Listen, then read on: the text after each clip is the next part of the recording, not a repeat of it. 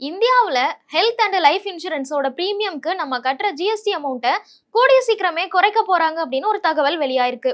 இந்த இன்சூரன்ஸோட பிரீமியம்க்கு நம்ம கட்டுற ஜிஎஸ்டி அப்படிங்கிறது தொடர்ந்து மக்கள் மத்தியில ஒரு பெரிய சர்ச்சையை ஏற்படுத்துது அப்படின்னே சொல்லலாம்.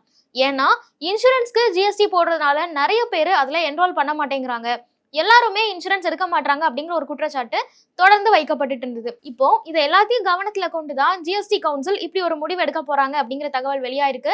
இதை பத்தி இன்னும் டீட்டெயிலா இந்த வீடியோல பார்க்கலாம். இந்தியாவை பொறுத்த வரைக்கும் இன்சூரன்ஸ்க்கான பிரீமியம்க்கு 18% வரைக்கும் இப்போ ஜிஎஸ்டி போடுறாங்க. ஆனா இந்த 18% அப்படிங்கிறது ரொம்ப அதிகம். ஸோ ஒரு இன்சூரன்ஸ் அப்படிங்கிறது எல்லாருக்குமே அத்தியாவசியமான ஒரு ப்ராடக்ட். ஸோ அதை நீங்க கவனத்துல கொண்டு அதுக்கு குறைவான ஜிஎஸ்டி தான் விதிக்கணும் அப்படின்னு தொடர்ந்து நிறைய பேர் ஒரு கோரிக்கை வச்சுட்டு இருந்தாங்க. அதை தொடர்ந்து தான் ரெகுலரா டாக்ஸஸ் எல்லாம் ரிவ்யூ பண்ற குரூப்ஸ் ஆஃப் மினிஸ்டர்ஸ் இதை பத்தியும் விவாதிச்சிருக்காங்க. அடுத்த ஏப்ரல் மேல நடக்க இருக்கிற ஜிஎஸ்டி கவுன்சில் மீட்டிங்ல இதை பத்தின விவாதம் கண்டிப்பா இருக்கும் அப்படிங்கறதையும் உறுதி பண்ணிருக்காங்க. இந்த அமைச்சரவை குழுல என்னெல்லாம் பேசியிருக்காங்க அப்படின்னு பார்க்கும்போது இந்தியால பெரும்பாலும் நிறைய மக்கள் இன்சூரன்ஸ் எடுக்க மாட்டாங்க.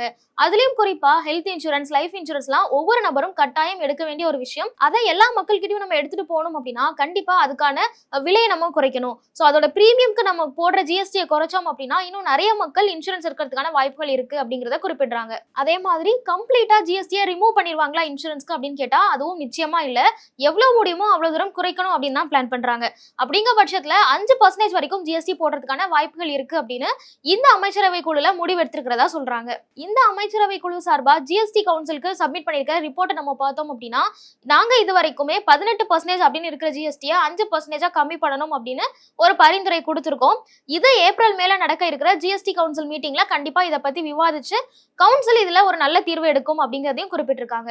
சரி, இப்போ இந்த மாதிரி ஜிஎஸ்டியோட அமௌண்ட்டை குறைக்கிறதுனால இன்சூரன்ஸ் இண்டஸ்ட்ரிக்கோ இல்ல கவர்மெண்ட்டுக்கோ என்ன இழப்பு ஏற்படும் அப்படின்னு பார்த்தோம்னா, ஒருவேளை இந்த 18% ஜிஎஸ்டியும் ஃபுல்லி எக்ஸம்ப்டட் அப்படின்னு அனௌன்ஸ் பண்ணிட்டாங்கன்னா அரசாங்கத்துக்கு கிட்டத்தட்ட 50,000 கோடி வரைக்கும் இதனால நஷ்டம் ஏற்படும். அதே மாதிரி இந்த பெர்சன்டேஜை கம்மி பண்றாங்க அப்படின்னா இன்சூரன்ஸ் இண்டஸ்ட்ரிக்கு இது ஒரு சின்ன நெருக்கடியை ஏற்படுத்தலாம்.